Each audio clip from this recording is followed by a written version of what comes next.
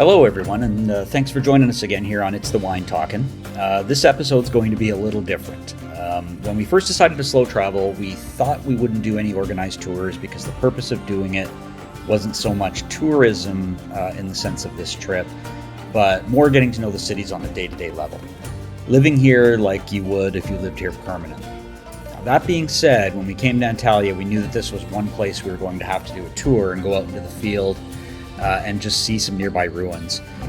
Since this region has been part of so many different empires and has so many stories to tell over the millennia, there was no way we couldn't get out and see it. So this trip was a bus tour with a group of a dozen or so of us going out to see the Ancient City of Perge, the Roman Theatre of Aspendos, a short stop at the Manavgat waterfall, and then we wrapped up at the Ancient City of Ceday.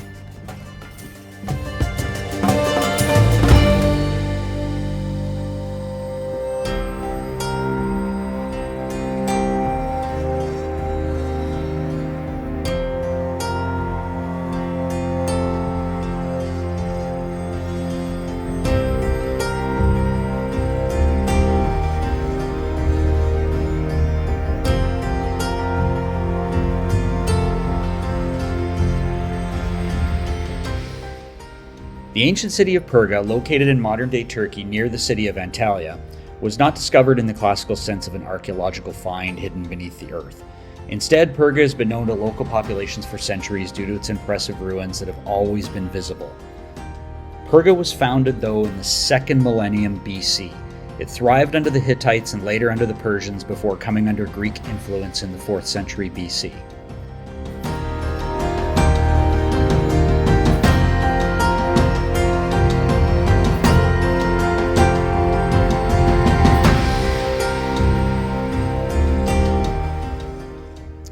Perge reached its peak during the Hellenistic and Roman eras. It was an important cultural and economic center due to its strategic location on the route between the Mediterranean coast and Anatolia's interior. The city is famous for its well-preserved theater, which could seat around 15,000 people, plus an agora, a stadium, monumental gates, and various temples. The city's layout and public buildings reflect a blend of Greek and Roman architectural styles. As they say, the Greeks were the artists while the Romans were the engineers.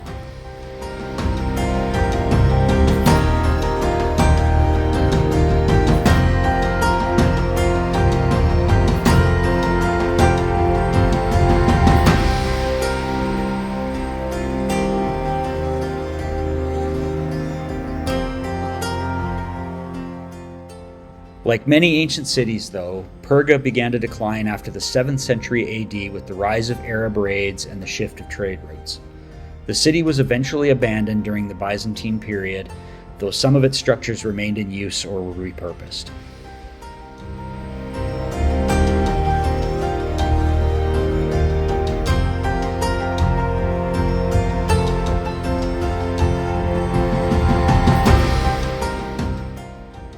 While locals always knew of Perge's ruins, systematic interest by archaeologists began in the 19th century when travelers and scholars started documenting ancient sites in Asia Minor.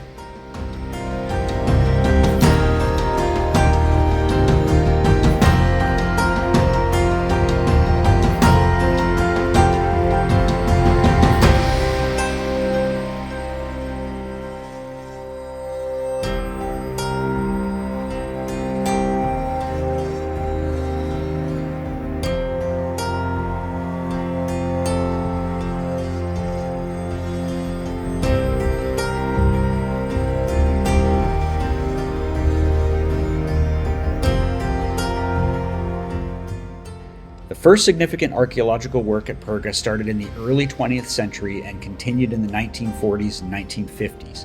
However, extensive excavations only began in the 1970s.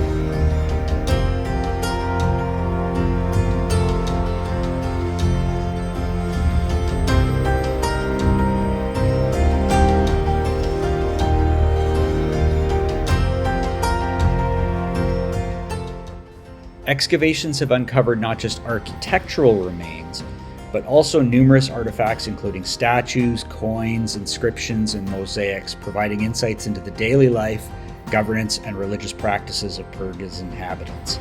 You can see some of this at the museum, which we have in the video above.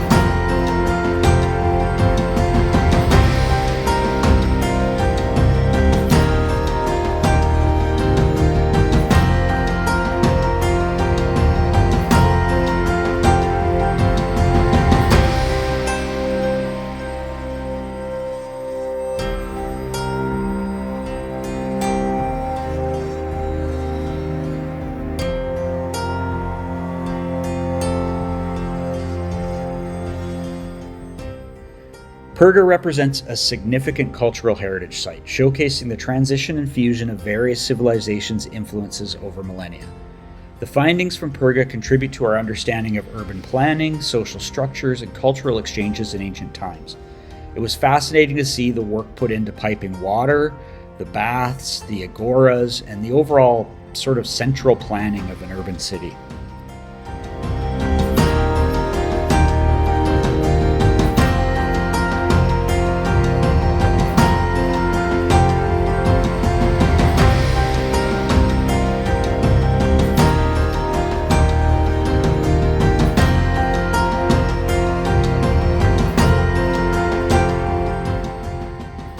Today, Perge remains an active archaeological site where ongoing research continues to uncover more about the city's history. The site has been developed for tourism, attracting visitors who wish to walk amongst its storied ruins. It was an excellent site for tourists. It wasn't extremely busy. It's really nicely spread out and allows you to walk around and find your own space to look at things, which is rare in the tourist attraction sense.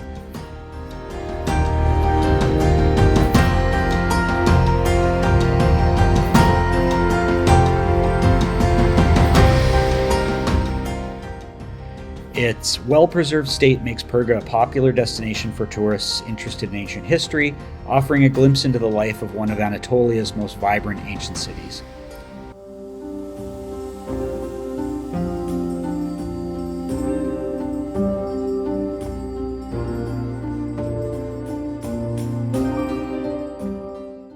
The Roman Theatre of Aspendos, and the town of Aspendos, known today as Belkis, is located in the Antalya province of Turkey, near the Kopru River. The city itself was a significant settlement in ancient Pamphylia, flourishing from the Hellenistic to the Roman and Byzantine periods. The theatre was built during the reign of Emperor Marcus Aurelius in the 2nd century AD, around 161 to 180 AD. The theatre is renowned for its excellent state of preservation, which is attributed to its robust construction.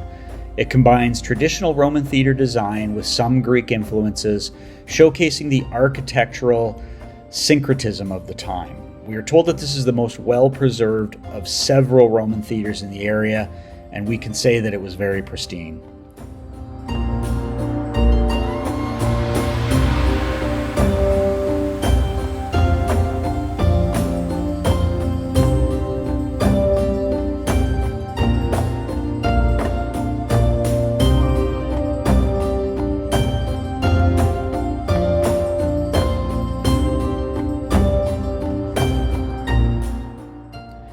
The theatre is divided into three main parts: the cavea, which is the auditorium, the orchestra, and the stage building.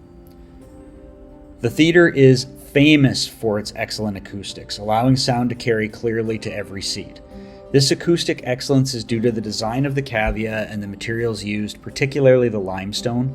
The seats in the cavea are rounded to provide better acoustics. It was fascinating to listen to the sound when standing in the orchestra.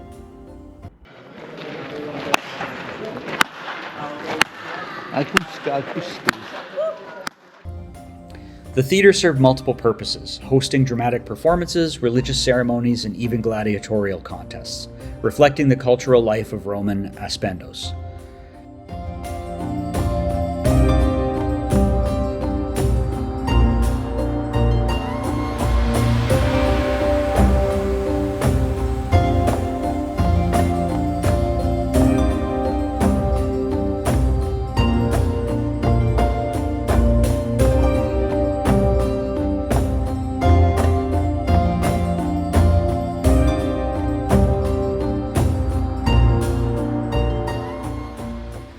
The stage building was not only decorative but also functional, with mechanisms for scene changes and possibly sound effects.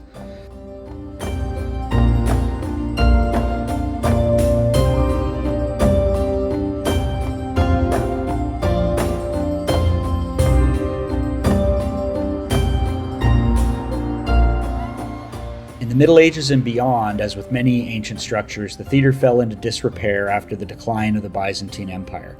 However, its robust construction meant it survived better than many of the others. The theatre was partially restored in the 20th century, particularly under the Ottoman Empire and later by the Republic of Turkey, enhancing its preservation for tourism and cultural events. Today, the Aspendos Theatre is a significant cultural venue, hosting the Aspendos International Opera and Ballet Festival, drawing performances and audiences from around the world. It remains one of the best preserved ancient theatres globally, celebrated for its architectural brilliance and historical importance. There were several cool-looking concerts going on while we're here that you never know, we might actually check out before we're done here.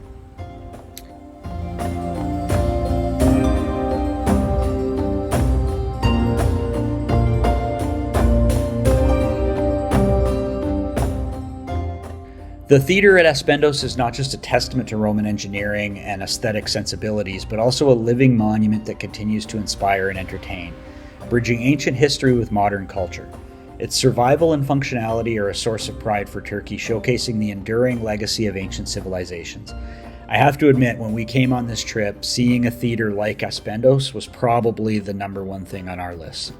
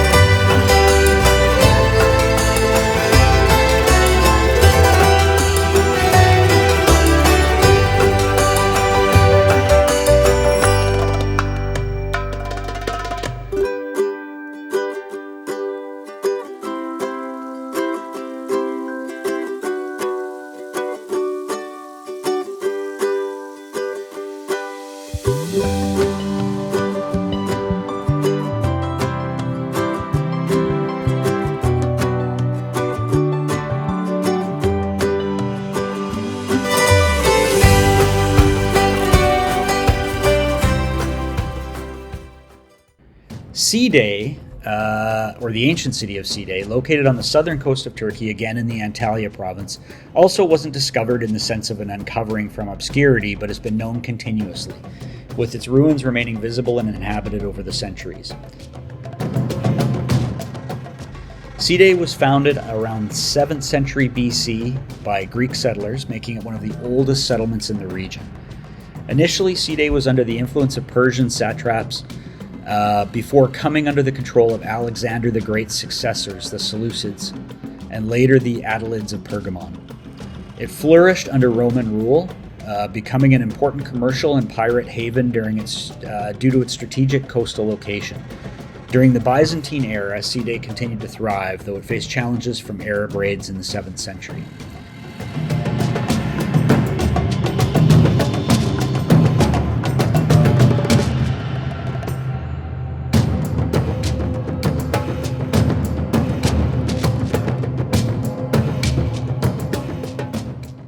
The city began to decline from the 7th century onward, but was never completely abandoned.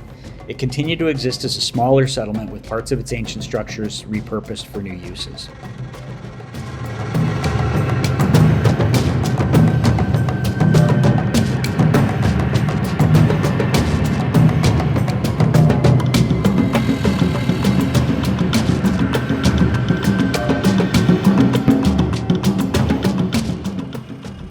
Unlike many ancient sites that were lost and rediscovered, Ceday has been continuously known.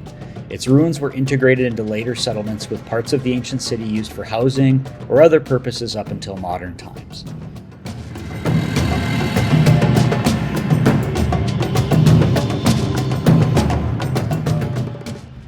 European travelers and scholars from the 18th and 19th centuries described and drew the ruins, but formal archaeological interest began much later. Systematic archaeological work at Ceday started in the mid-20th century, with significant efforts made by German archaeologists, particularly in the 1970s, who conducted extensive research and conservation work.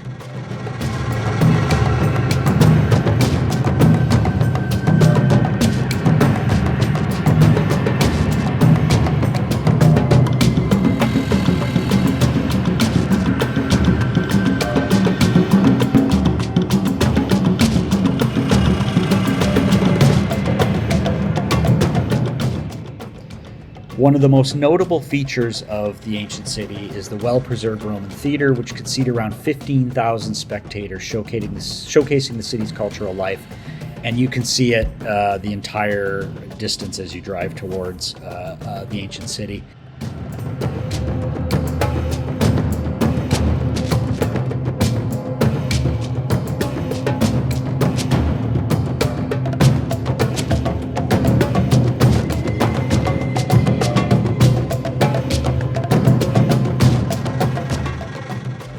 Today, Ceday is a popular tourist destination. Its historical ruins, combined with its beautiful beaches, make it a significant attraction in Turkey. But almost to the point of being too touristy, if we're honest. On our tour, for example, we took a tram from the parking lot past many ruins into the city walls, which has now been converted very much into a typical European old town setting, with plenty of souvenir shops and average but overpriced cafes and restaurants.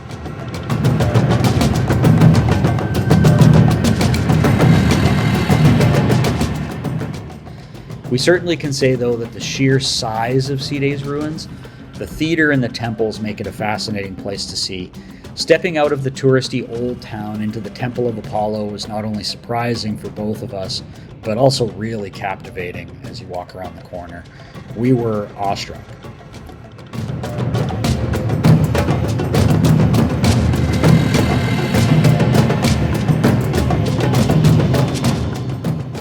Speaking of the Temple of Apollo, the Temple of Apollo in Ceday was built in the 2nd century AD during the Roman period, although the worship of Apollo, the Greek god of light, music, and healing, likely predates this structure. It reflects a continuation of Greek religious practices under Roman rule. Situated within the ancient city of Ceday, the temple overlooks the Mediterranean Sea, enhancing its symbolic connection to Apollo, known for his association with the sun, clarity, and prophecy.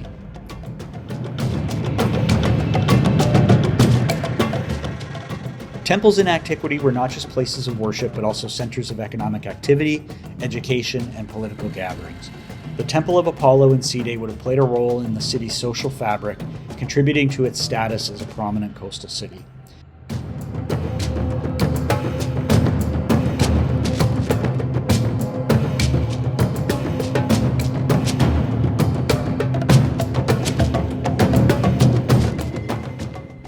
The The temple is a fine example of Roman architecture with strong Greek influences. It was constructed from local limestone and features the typical Greco-Roman temple design with a central inner chamber and surrounding colonnade.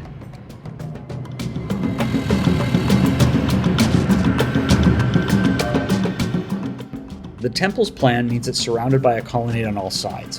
While much of the original structure has been lost to time, the base and still some columns still stand, providing a glimpse into its once grand appearance. Originally, it had around 15 columns on each of the longer sides and 6 on the shorter sides. The inner chamber would have housed the cult statue of Apollo, although no trace of this statue remains today. Its ruins invite contemporary visitors to reflect on the depth of history embedded in this site, connecting the ancient past with the present through architecture, spirituality, and cultural exchange. Apollo was a significant deity in Greek mythology, and his worship continued under Roman rule, often syncretized with Roman gods. The temple at Ceday thus served as a focal point for religious rituals, festivals, and oracular consultations, reflecting the cultural and religious integration of the period. Today, the Temple of Apollo is one of the main attractions in Ceday, drawing tourists interested in ancient history and architecture. It serves as a poignant reminder to the city's past glory and the enduring influence of Greco-Roman culture.